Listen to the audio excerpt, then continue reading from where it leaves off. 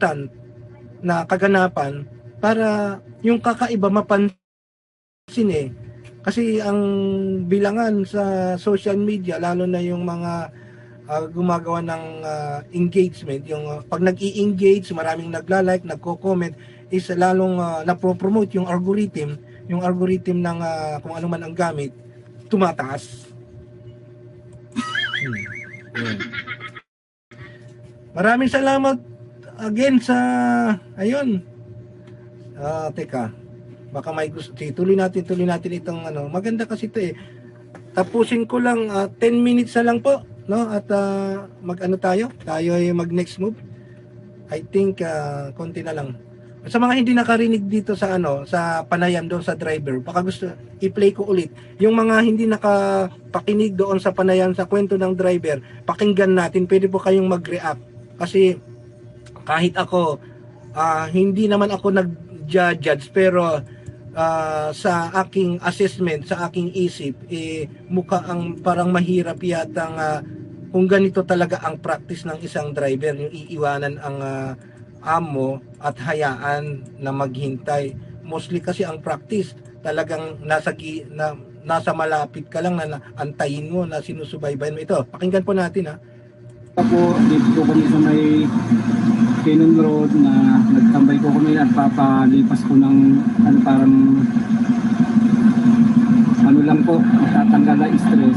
Ayan, ang dahilan daw kung bakit sila, kasi galing daw sila ng Maynila, according to him, pumunta sila para based sa kanyang testimonya, magtanggal lang po ng stress. Yun yung medyo hindi dire-diretso parang iniisip pa muna kung ano yung pwede niyang sabihin kung anong term ang sasabihin niya. Stress nga po yung sinabi niya.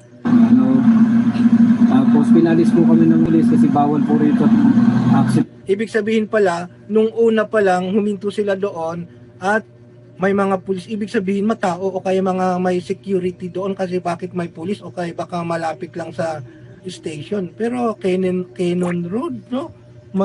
Sabi niya may pulis na pinaalis sila doon kasi alam nila na dangerous. Pero para sa akin, si ay isang matalino, isang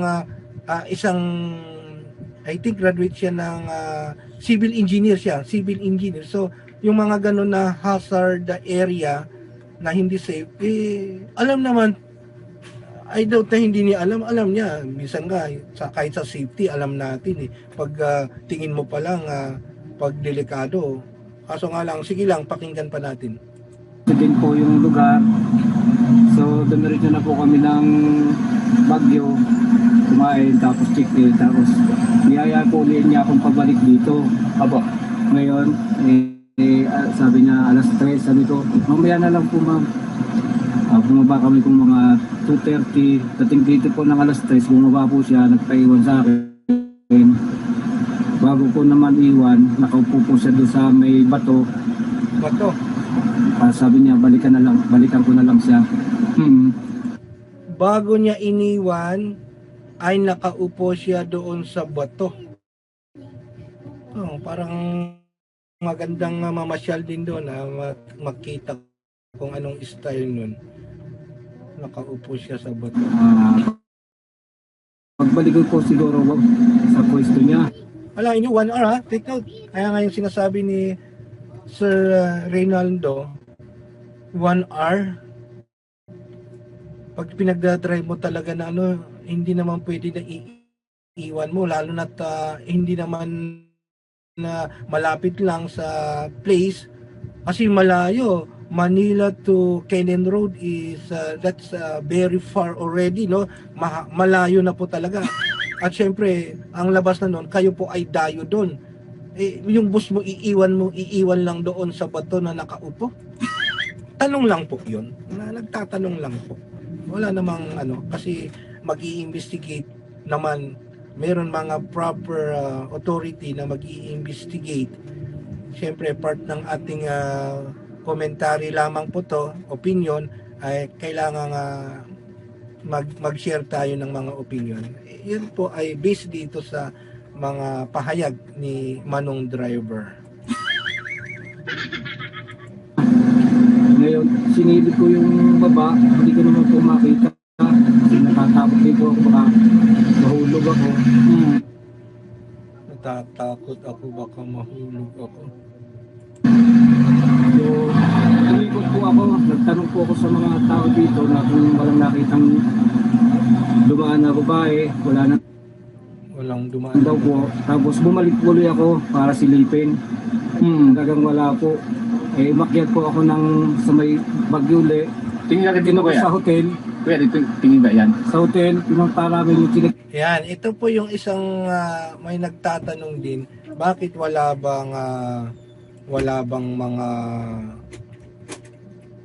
bang cellphone? O yung sabihin, walang signal doon sa ano, 'di ba? Dapat man lang nasabi doon na nung wala po, tinatawagan ko siya, walang sumasagot. Ba't wala siyang nabanggit na ganun? Di ba, mostly may contact yan. O yan, parating ako, o text, o tawag, o halika na tayo, di ba? Meron yung mga ganun eh, di ba? Pero bakit dito wala? Sige, tuloy natin. Shout out po sa 85 viewers po natin. Meron po tayong last 5 minutes po tayo. Tayo'y mag-end. Bukas ulit tayo babalik. So, sa na shout out dyan, pwede nyo ihabol dyan kahit comment lang, kahit icon para ma-shout out ko kayo. Ipatapusin natin yung driver po. Nagsikinan, tinanong ko yung receptionist, wala naman daw po doon. Tapos balik na ulit po ako dito sa may Canyon Road para hanapin. Kaya lang, gabi na po, hindi ko na masyadong makikita yung hindi ko kabisado yung daan. Nagpatulong na po ako sa mga pulis. Para hanapin. Wala naman po akong flashlight na pwedeng pang-flashlight. Kaya sa kanila po ako humingi ng tulong. Saan kayo galing? Bago kayo nakarating ng Baguio kuya? Galing po kami ng Maynila.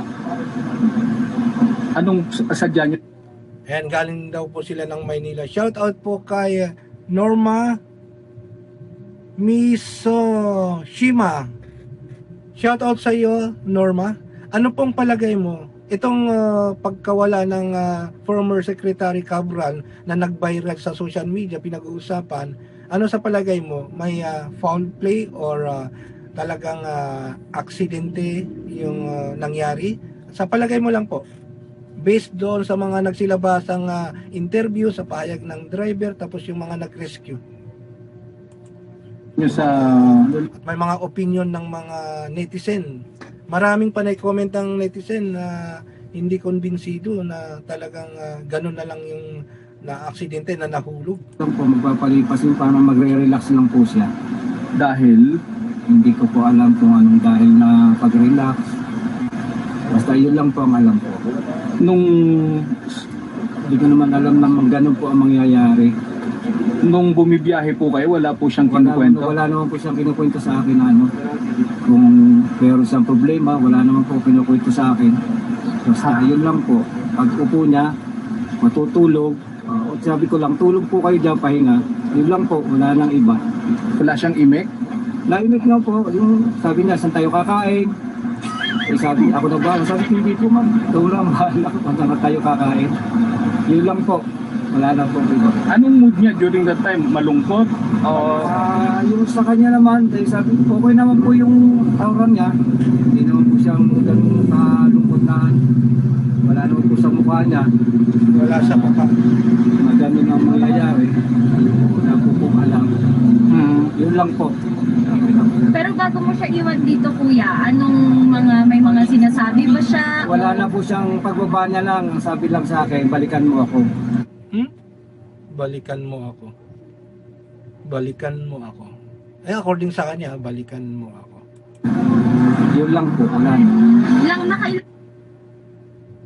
Ilang beses po kayong balik, kuya, no? Punta kayo dun sa hotel, tapos balik. Bakit? Balik dalawa lang po. Umaga at saka nung hapon. Bakit pinili mong balik-balikan? Nararamdaman mo ba na andito? O ano? Hindi po.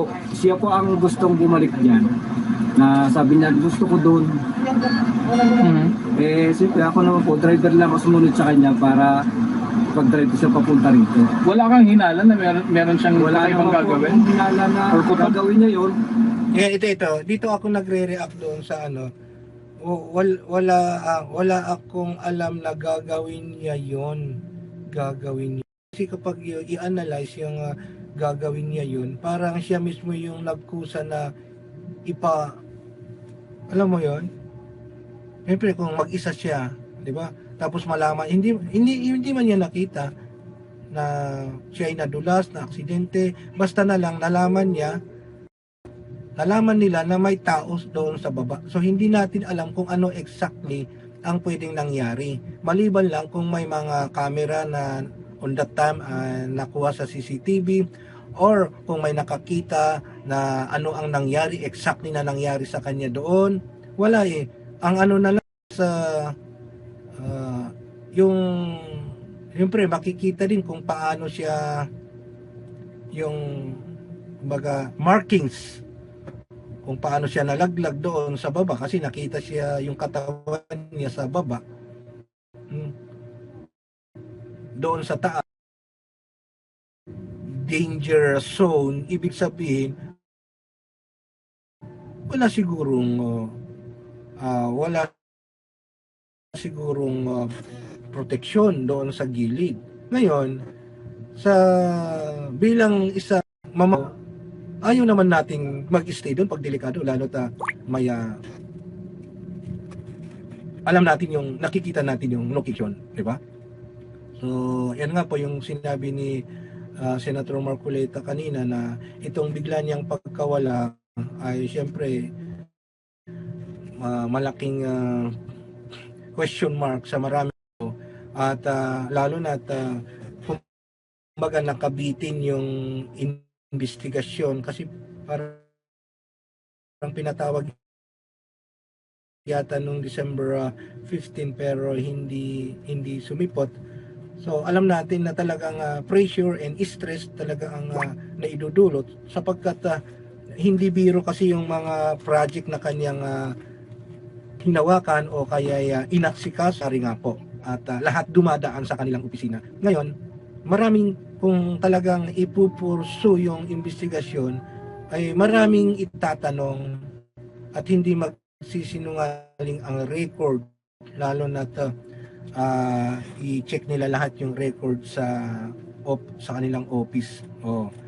Alam naman siguro nila pareho na padalikado na ma-expose si Sec sa public.